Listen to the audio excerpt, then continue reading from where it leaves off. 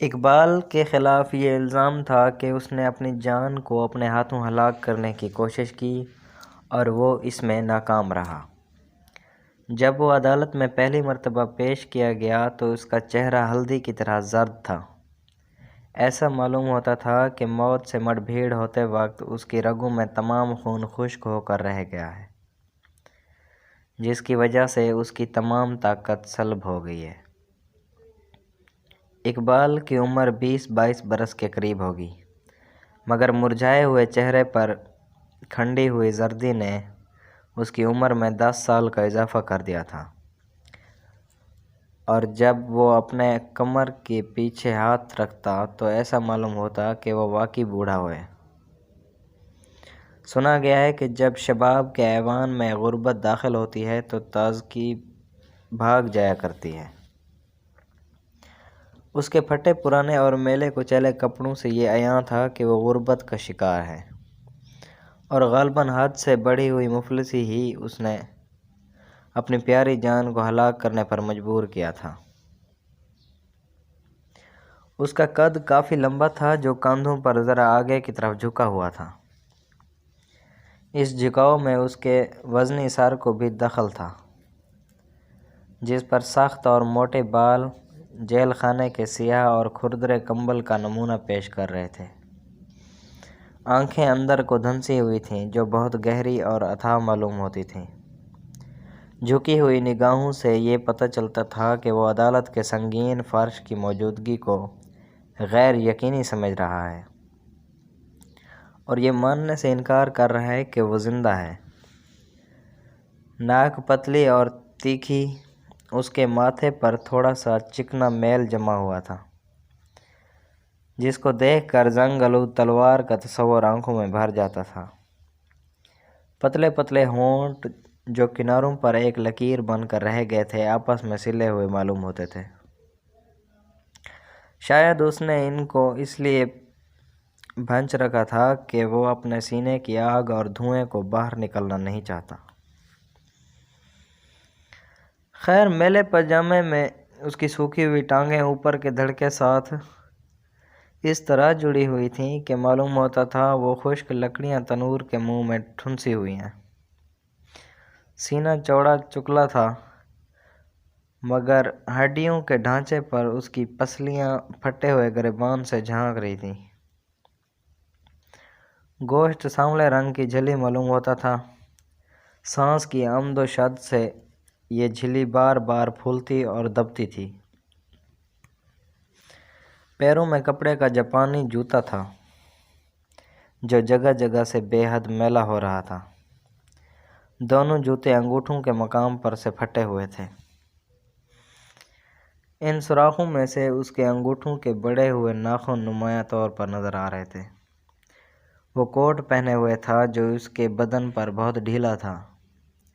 اس میلے اور سال خوردہ کوٹ کی خالی پھٹی ہوئی جیبیں بے جان مردہ کی طرح منہ کھولے ہوئے تھیں۔ وہ کٹہرے کے ڈنڈے پر ہاتھ رکھے اور سر جھکائے جج کے سامنے بالکل خاموش اور بے حس و حرکت کھڑا تھا۔ تم نے 20 جون کو ہفتے کے دن ماناوالا اسٹیشن کے قریب ریل کی پٹڑی پر لیٹ کر اپنی جان ہلاک کرنے کی کوشش کی اور اس طرح ایک شدید جرم کے مرتکب ہوئے۔ جج نے ضمنی کاغذات پڑھتے ہوئے کہا، بتاؤ یہ تم جرم قبول کرتے ہو؟ اقبال حیرانگی سے پوچھتا ہے، جرم؟ اقبال اپنے گہرے خواب سے گویا چونک سا پڑا، لیکن فوراً ہی اس کا وزنی سر جو ایک لمحے کے لیے اٹھا تھا پھر بیل کی پتلی ٹہنی کی بوجھل پھل کی طرح لٹک گیا۔ بتاؤ، یہ جرم جو تم پر عائد کیا گیا ہے کہاں تک درست ہے؟ جج نے سکول کے استاد کی طرح وہی سوال دہرایا جو وہ اس سے پہلے ہزار رہا لوگوں سے پوچھ چکا تھا۔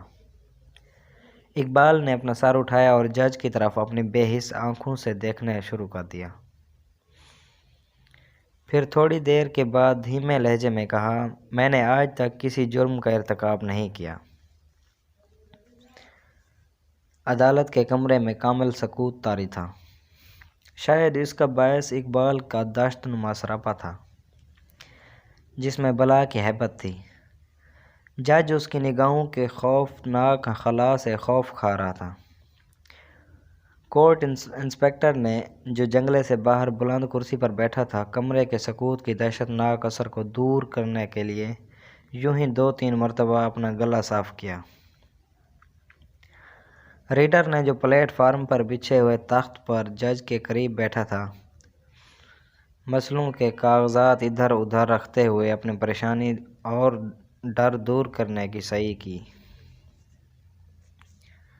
جج نے ریڈر کی طرف معنی خیز نظروں سے دیکھا اور ریڈر نے کورٹ انسپکٹر کی طرف، اور کورٹ انسپکٹر جواب میں اپنا حلق صاف کرنے کے لیے 2 مرتبہ کھانسا۔ جب کمرے کا خوف امیز سکوت ٹوٹا تو جج نے میز پر کوہنیاں ٹکا کر سامنے پڑے ہوئے قلم دان کے ایک خانے میں لوہے کی چمکتی ہوئی پن نکال کر اپنے دانتوں کے ریخ میں گاڑتے ہوئے اقبال سے کہا، کیا تم نے خودکشی کا اقدام کیا ہے؟ جی ہاں، یہ جواب اقبال نے ایسے لہجے میں دیا کہ اس کی آواز ایک لرزاں سرگوشی معلوم ہوئی۔ جج نے فوراً کہا، تو پھر اپنے جرم کا اقبال کرتے ہو؟ جرم؟ وہ پھر چونک پڑا اور تیز لہجے میں بولا، اب کس جرم کا ذکر کر رہے ہیں؟ اگر کوئی خدا ہے تو وہ اچھی طرح جانتا ہے کہ میں ہمیشہ اس سے پاک رہا ہوں۔ جج نے اپنے لبوں پر زور دے کر ایک بیمار مسکراہٹ پیدا کی، تم نے خودکشی کا اقدام کیا اور یہ جرم ہے۔ اپنی یا کسی غیر کی جان لینے میں کوئی فرق نہیں، ہر صورت میں وار انسان پر ہوتا ہے۔ اقبال نے جواب دیا، اس جرم کی سزا کیا ہے؟ یہ کہتے ہوئے اس کے پتلے ہونٹوں پر ایک طنزیہ تبسم ناچ رہا تھا اور ایسا معلوم ہوتا تھا کہ سان پر چاقوں کی دھار تیز کرتے وقت چنگاریوں کی پھوار گر رہی ہے۔ جج نے جلدی سے کہا، 1، 2 یا 3 ماہ کی قید۔ اقبال نے یہی لفظ تول تول کر دہرائے، گویا وہ اپنے پستول کے میگزین کی تمام گولیوں کو بڑے اطمینان سے ایک نشانے پر خالی کرنا چاہتا ہے۔ 1، 2 یا 3 ماہ کی قید۔ یہ لفظ دہرانے کے بعد وہ ایک لمحہ خاموش رہنے کے بعد تیز و تند لہجے میں بولا، آپ کا کون صریحاً موت کو طویل بنانا چاہتا ہے؟ ایک آدمی جو چند لمحات کے اندر اپنی دکھ بھری زندگی کو موت کے سکون میں تبدیل کر سکتا ہے، آپ اسے مجبور کرتے ہیں وہ کچھ عرصے تک اور دکھ کی تلخ جام پیتا رہے جو آسمان سے گرتا ہے۔ آپ اسے کھجور پر لٹکا دیتے ہیں، آگ سے نکال کر کڑھائی میں ڈالنا چاہتے ہیں۔ کیا قانون اس ستم ظریفی کا نام ہے؟ جج نے باروب لہجے میں جواب دیا، عدالت ان فضول سوالات کا جواب نہیں دے سکتی۔ عدالت ان فضول سوالات کا جواب نہیں دے سکتی تو بتائیے وہ کن متن اور سنجیدہ سوالوں کا جواب دے سکتی ہے؟ اقبال کے ماتھے پر پسینے کے سرد قطرے لرزنے لگے۔ کیا عدالت بتا سکتی ہے کہ عدالت کے معنی کیا ہے؟ کیا عدالت بتا سکتی ہے کہ ججوں اور مسجد کے ملاؤں میں فرق کیا ہے، جو مرنے والوں کے سرہانے رٹی ہوئی سورہ یاسین کی تلاوت کرتے ہیں؟ کیا عدالت بتا سکتی ہے کہ اس کے قوانین اور مٹی کے کھلونوں میں کیا فرق ہے؟ عدالت اگر ان فضول سوال کا جواب نہیں دے سکتی تو اس سے کہیے کہ وہ ان معقول سوالوں کا جواب دے۔ جج کے تیوروں پر خفگی کے آثار نمودار ہوئے اور اس نے تیزی سے کہا، اس قسم کی بیکانہ گفتگو عدالت کی توہین ہے، جو ایک سنگین جرم ہے۔ اقبال نے کہا، تو گفتگو کا کوئی ایسا انداز بتائیے جس سے آپ کی نیک چلن عدالت کی توہین نہ ہو۔ جج نے جھلا کر جواب دیا، جو سوال تم سے کیا جائے صرف اسی کا جواب دو۔ عدالت تمہاری تقریر سننا نہیں چاہتی۔ پوچھیے آپ مجھ سے کیا پوچھنا چاہتے ہیں؟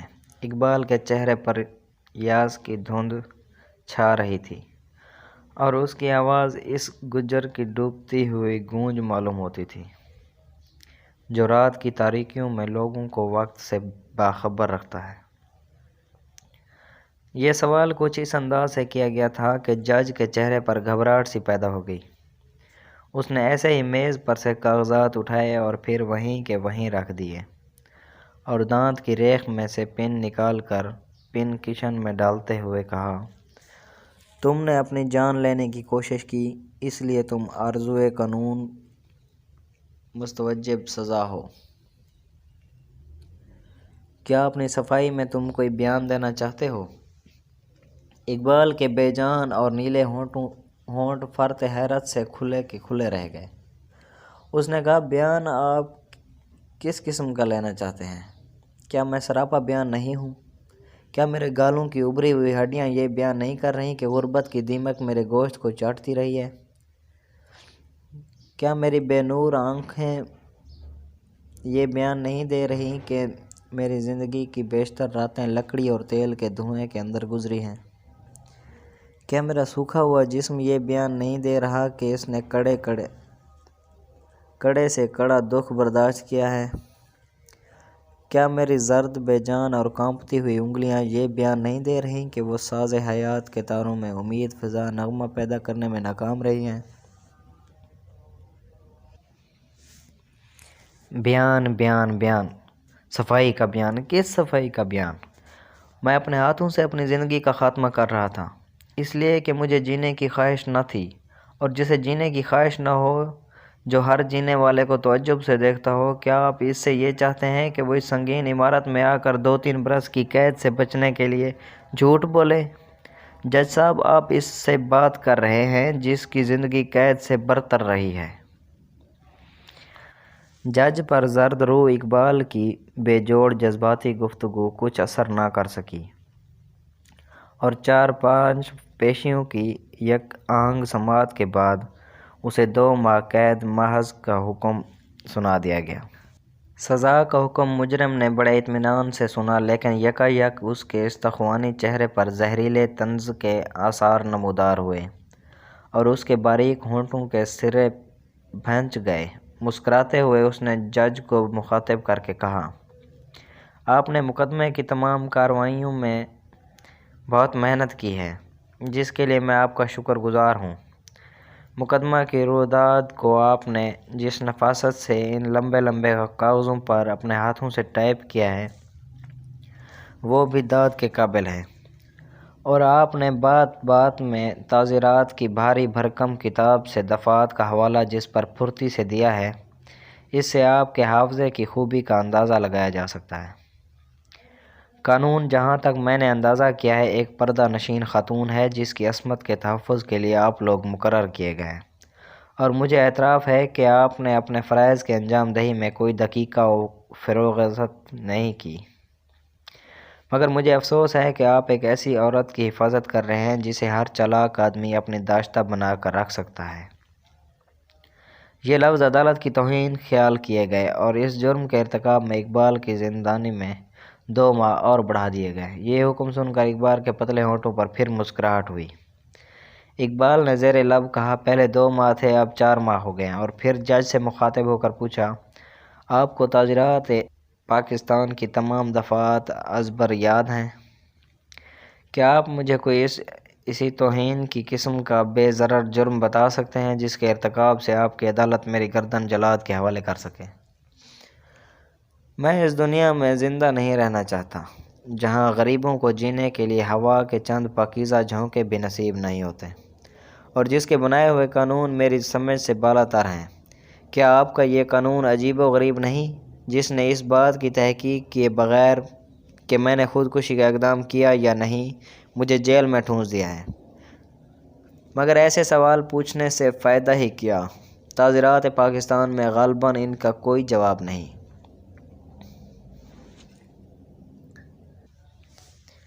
اقبال نے اپنے تھکے ہوئے مردہ کاندھوں کو ایک جنبش دی اور خاموش ہو گیا۔